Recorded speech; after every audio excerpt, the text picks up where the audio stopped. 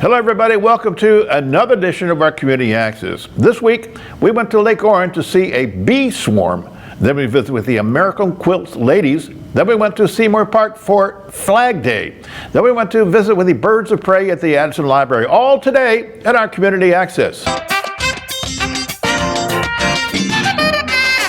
Have you ever seen a bee swarm? We saw it on Facebook, and we thought we might get our story with our resident bee expert, Mark Spencer.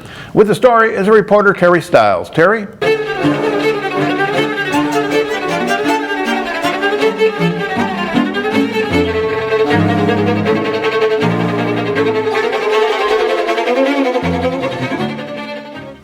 So Bill, everybody might recognize the name of the gentleman I'm with. I'm with Mark Spencer. Again, they probably won't recognize his face because most of the time you see him, he's got a bee suit on. And so we were looking on Facebook and saw Mark's post that you have a swarm trap, and you were talking about waiting 8 years to be able to see this happen. Yeah. This is unusual. Mark usually has, he still does, has several bee hives out at Upland Hills Farms, right? Hills. And do you still have them out in Addison Township as well? Yep, we have 2 other locations in Leonard. Just off of Walker Road and then up Rochester Road, right. A little bit further. Okay, so we've been out both of those places and watched Mark do his thing with the bees. So you built this swarm trap. Let's talk about that too. So you built the trap, and what was the reason for that? Well, swarms, when they leave the hives, it's how a swarm divides. So you have, or how a hive divides. So it gets strong, they put away a lot of food, they're doing well, the weather's right, usually early in the summer. And then they'll divide. So that's how honeybees because it's getting crowded, or in part because it's getting crowded, and it's just their instincts kick in. They're doing well, so they have to do well. Out. So it's a strong hive that does this, and so they'll produce new queens. But before the new queens hatch out, the old queen with about half, more or less, of the occupants of the hive will leave. Wow. They'll store up their bodies with food, and they'll go out and they'll cluster on like a tree branch or a pole or something like that, and then they'll send out scouts, and the scouts will try to find a new home for that cluster. So that's what you normally hear about, is people see like a big ball of bees swarming, on something. right? Yeah. And we can capture those as well, but by using the swarm traps, we're just providing what should be an ideal space that's very attractive to the bees. So for several days we saw scout bees coming in and out of the hive because they were checking it out. And so you put this up and you were just hoping there was a hive that was healthy enough around here? Is that what the purpose was? Yeah, it could be a wild hive in a tree, or it could be somebody who's keeping bees and they just they swarm from them. Wow. And so that was the hope, is that maybe that would happen. So then we hung it up, we saw the scout bees, and the really neat thing was you don't normally get to see the swarm when it's moving. Sure. Like normally you might go out and you might find the swarm trap full of bees, but you won't get to see it happen. But I came home from work and this whole area was just full of bees flying everywhere. It was. I was like, I get to see it. And the front of the box was clean almost. And then all of a sudden this big mass just forms on the front and they start bearding, or they hang off of it. And so I just timed it just perfectly. You can see the queen in some of the pictures in the video. You can see the queen moving on the front because she was in that mass that landed there. And you were able to identify her. She has a dot on her? Yeah, because you don't always know if it was necessarily a wild hive that swarmed or somebody's managed the hive. But if you buy bees in packages, you can often buy them with a colored dot on her back to find the queen easier. And the color indicates the year. So that if she's around 2 or 3 years, you can see how old the queen is. And the one that landed was a current one. So somebody got bees this spring, and they swarmed with that queen, and they ended up here. Wow, that's really cool. And even if they don't have that little dot, you're able to tell the queen based on her size, right? Yeah, normally you can tell by her appearance. It would have been hard to spot her up there with that big mass of bees moving around without the dot. But yeah, when I'm inspecting the hives, you can see her. I don't want to say too easily, but you can spot her if you look for her hard enough. So how long did that take? You were able to get here. So I saw the footage. So you did have like a cloud right here, and then they did start bearding. How long was that process? From when I just saw the bees in the air with a few going in till a really big beard that only took about 10 minutes. Oh, wow. And that's when most of them had landed. And then I was out here about 45 minutes, and then I had to leave to the bee club meeting, actually. Darn it. I know, but most of them had moved in. There was still a ball, but I couldn't see the queen anymore. I was pretty sure she had moved in by then.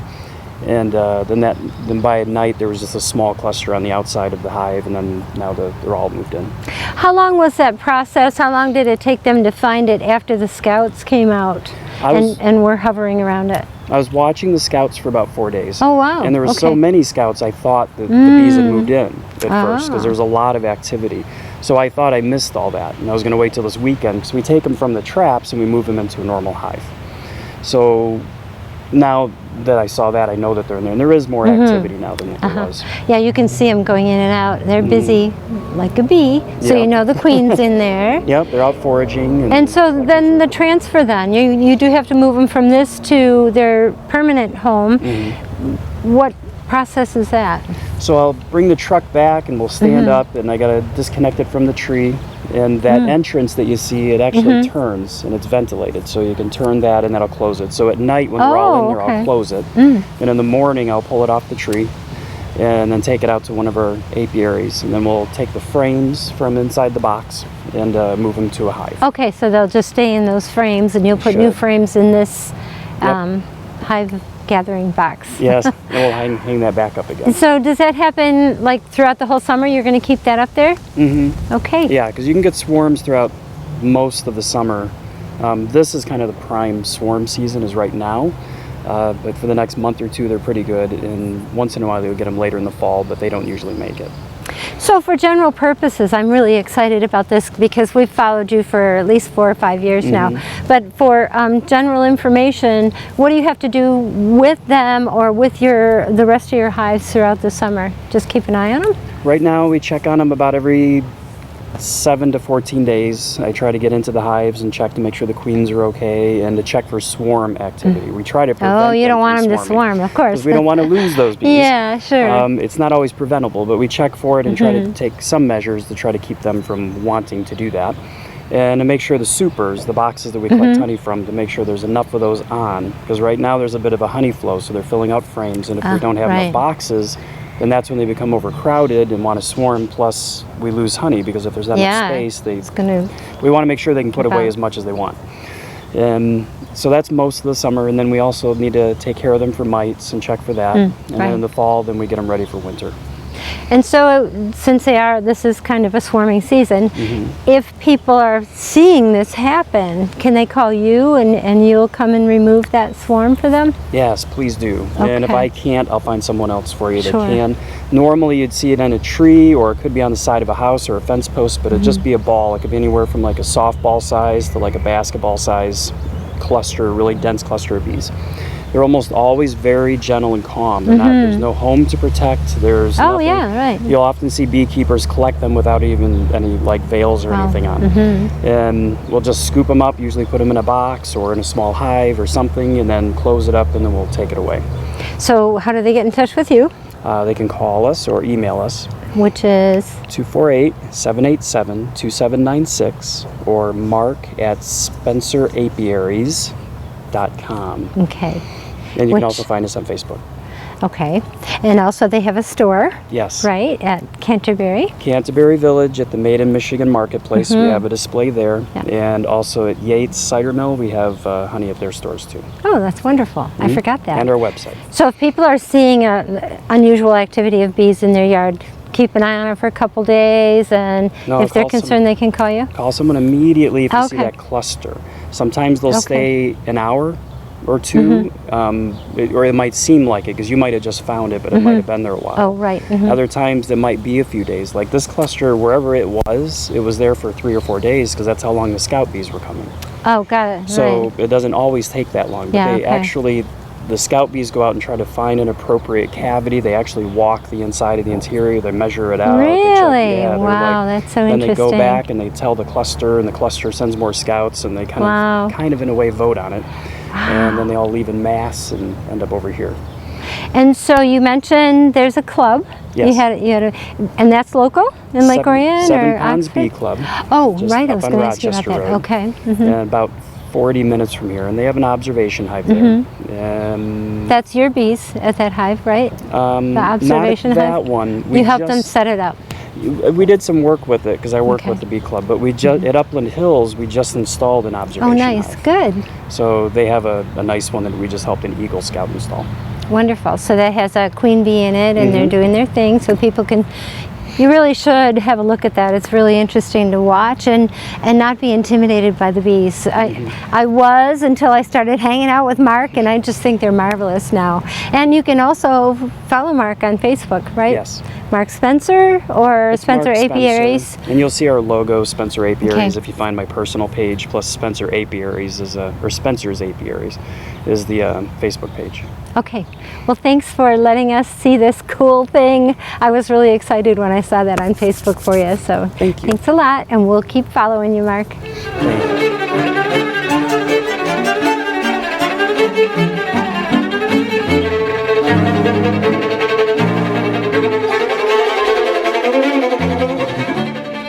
Good job, Terry, and thanks for our bees expert, Mark Spencer. Next up, we visit with Carol Carroll to tell us about the Miracle Quilts. Carol?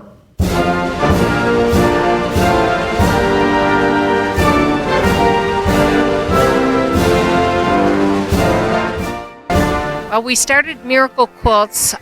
We're starting our 10th year. We started in March of 2009. Our project is to honor the service and sacrifice of Private First Class Joseph Miracle. Joseph was from Ortonville, Michigan, the youngest of 7 children. Joe was killed in Afghanistan after only serving 35 days. And I came up with this idea for a project because I heard about a young man that was serving. He had run over a bomb, his mobile unit ran over a bomb, and he literally lost half of his face. He was only like 21 years old. He was from Louisiana, and I thought, to me, a quilt means comfort. And I thought how great it would be to start an organization and make quilts for our wounded troops and for our veterans that are in the hospital right now. So we meet here at Independence Village every month on the second Saturday of the month, and people bring their machines and projects, and I supply a lot of things. And they can come in and sew. They don't have to spend the whole day. They can go home and sew, do projects at home, and make the quilts. The quilts do not have to be patriotic. They can be, we get a lot of men's quilts, hunting, fishing, lighthouses, birds, and dogs.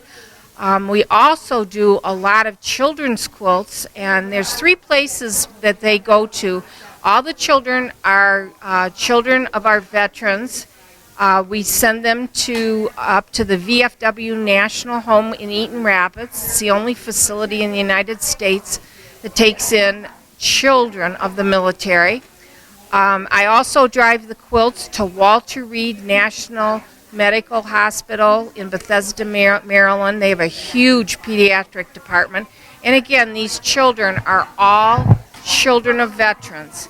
We also supply quilts to Friends of the North Oakland County Veterans Court. And these are children, these are our veterans that have been in jail, some very sad circumstances, and we just want to be able to give back to those children because sometimes they're forgotten.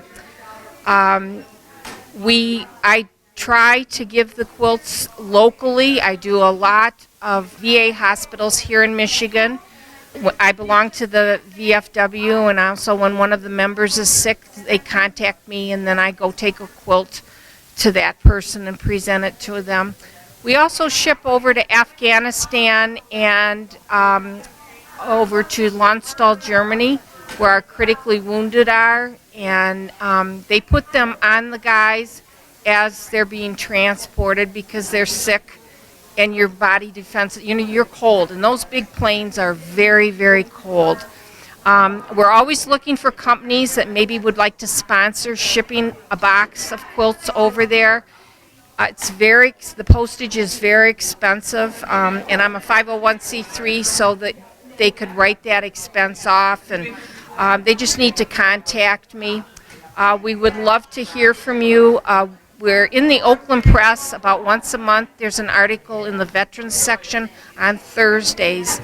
Or you can call here, or my phone number is 248-321-8669. And we hope you enjoy the wonderful quilts that have all been donated.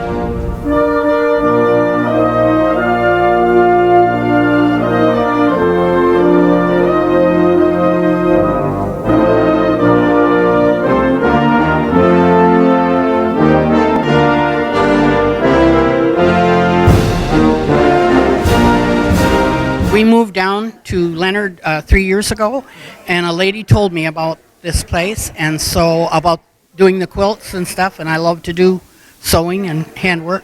So I came, and I just loved it. I probably made about 14 quilts, and I like to make the ones that are a large twin.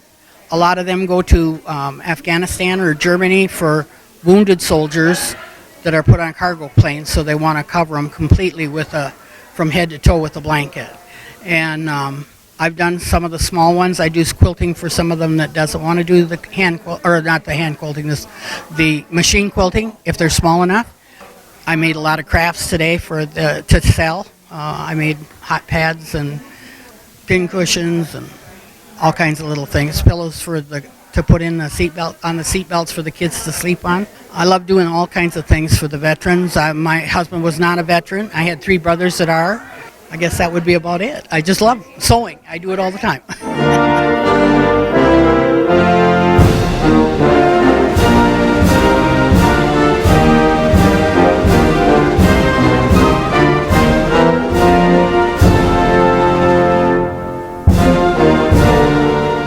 I want to also say thank you, a huge thank you to Independence Village.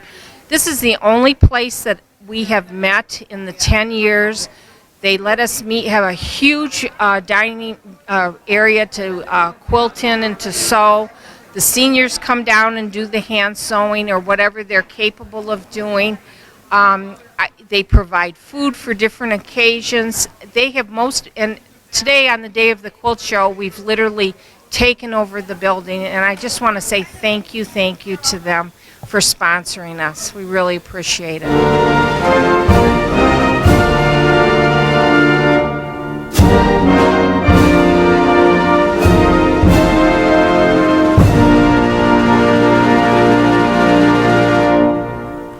Thank you so much, Carol, and we know the vets really love your quilts.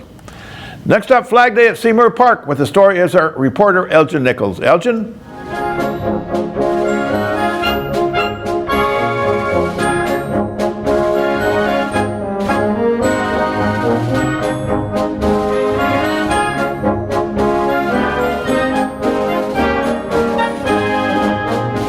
Okay, we're here today to do a special presentation. We have here a young lady, and what is your name? I'm Sarah Edwards with the Baden-Powell Service Association. Okay, what exactly does the association do? So we are a scouting organization, a traditional scouting organization that provides service. We are very similar to other scouting organizations here in the United States. And where are you located? So our group meets in many different locations. We try and have most of our meetings outside, but we have a lot. This is our kind of our home base here at Seymour Lake Park. The Parks and Rec Department allows us to use this very often. And what ages are the kids involved? The youngest official group is 5 years old, and it goes up till 7, and then we have an 8 through 11, 12 through 17, and then we also have adults that can scout as well. Okay, what do the kids do and the adults? So it's very similar to other organizations. They learn how to do basic proficiency skills such as tying knots, different outdoor skills. The older kids do things like lashings, a lot of service work. We learn about our community. We visit the various fire departments, police departments, things like that. And today you had a raising of the flag? So today we're celebrating Flag Day, and we came out to work with the Senior Center and we do a ceremony where we present the flag, and inside they're going to be doing skits and jokes and just some more fun activities for the kids to kind of meet some other people in the community. It sounds like a lot of fun. Do you get involved in the jokes, or you're not? I do generally. Today I am not. I'm going to be hopefully more on the side today. I'm the group scoutmaster, and the Timberwolf leader, Sarah as well, Sarah Schutte. She is really manning this operation today, so she's putting everything together. How long have you been doing this? My co-leader Corey Borton and I started this in 2015 for our oldest children. We have all of our kids in there now. So. Okay, all your kids are grown up now? Or? No, not since 2015. No. Okay. Just a little bit older. That's great, and we appreciate everything that you do. Let's go and talk to a couple of the kids and see how they enjoy this as well. All right. Okay.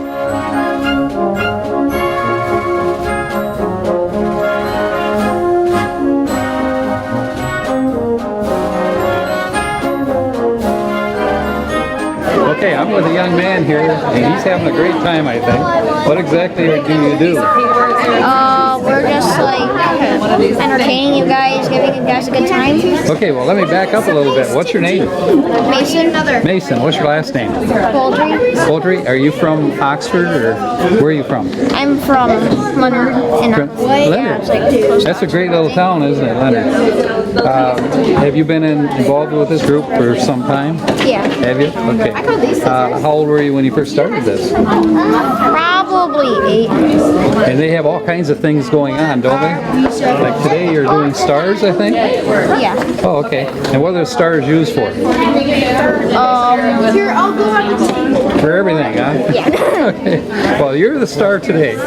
So we appreciate the interview. And have fun. We'll send you back to your table now. Okay? Okay.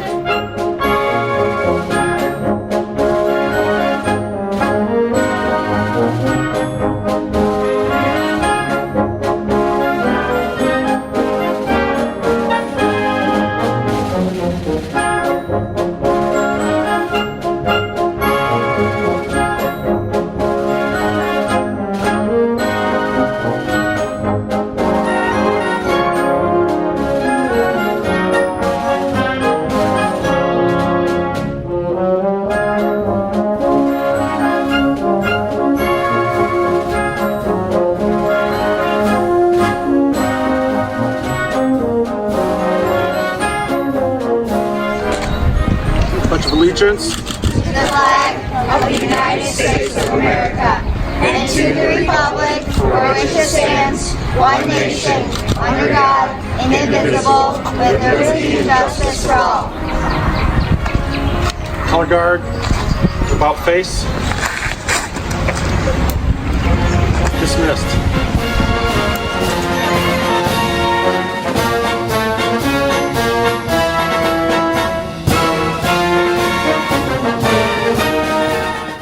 Great story. Next up, the birds of prey at the Addison Library. All the birds that we bring around people in places like this have had injuries that do not allow them to fly or be a wild bird again. Hi everybody, welcome this evening. I'm so glad to see so many people here today to see our Birds of Prey presentation. We're excited to have Joe and Barb Rogers from the Wildlife Association, Recovery Association. They're in the business of rescuing birds, and they're going to tell you all about the wonderful birds they have brought tonight. So I'm going to introduce you to Barb and to Joe. Beautiful turnout, so thank you for coming. And we are Wildlife Recovery Association. I'm Miss Barb, this is Mr. Joe, and hopefully you'll get to see some really, really neat birds tonight and enjoy those, because most of what we do is want to share with you what these birds are like and little things about them.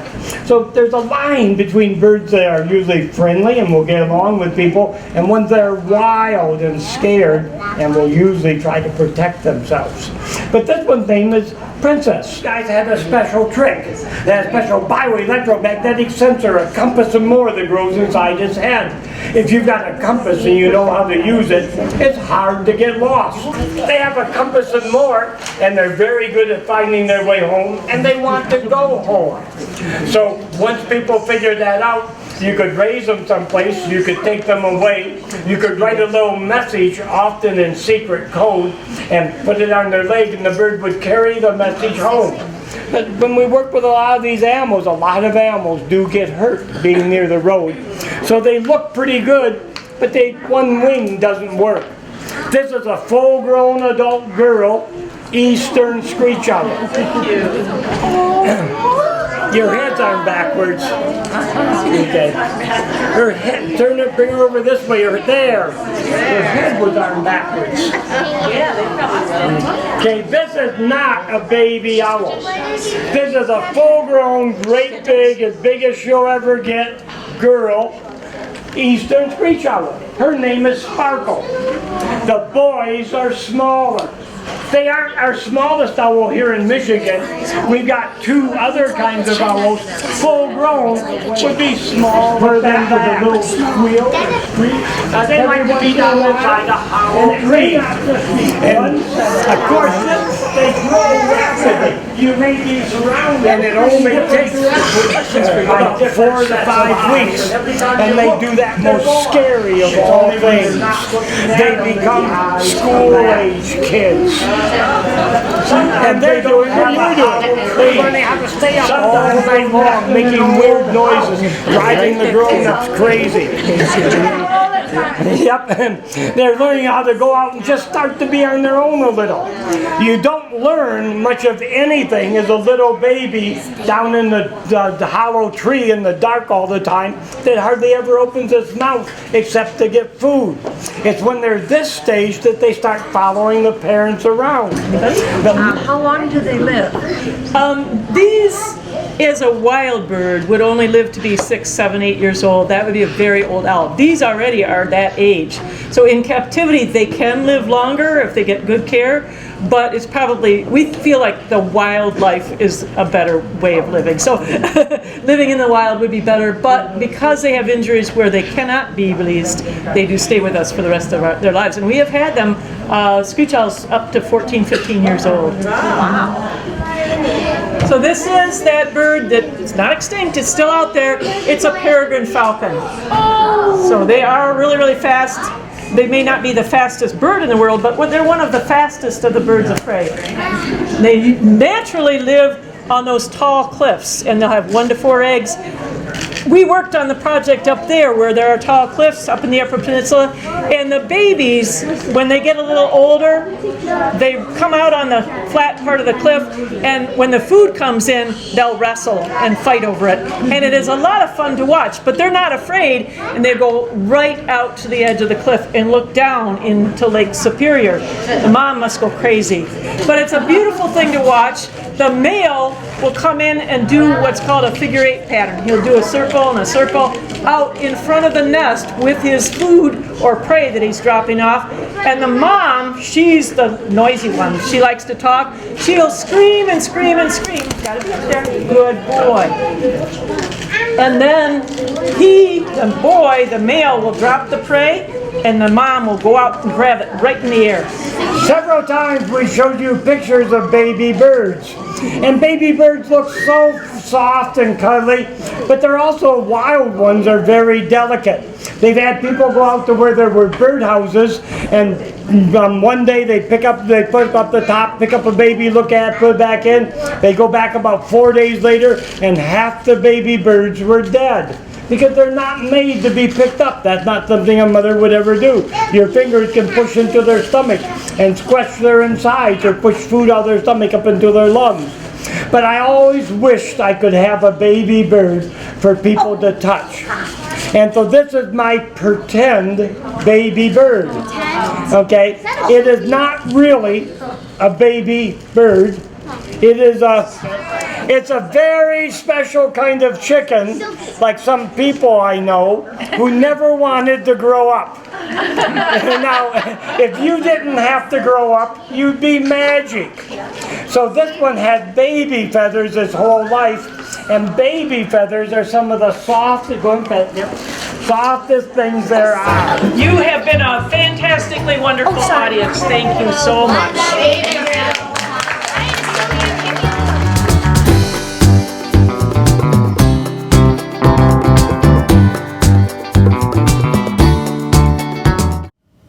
Well, there you go. Well, that's all the time we have for this week. We hope you enjoyed our program. So, for our reporters, Terry Stiles, Carol, Elgin Nichols, and our cameras, Kyle Snage, Russell Carrier, and Des Weiss, and our editor, Terry Stiles, I'm Bill Service, and you have a great, great week.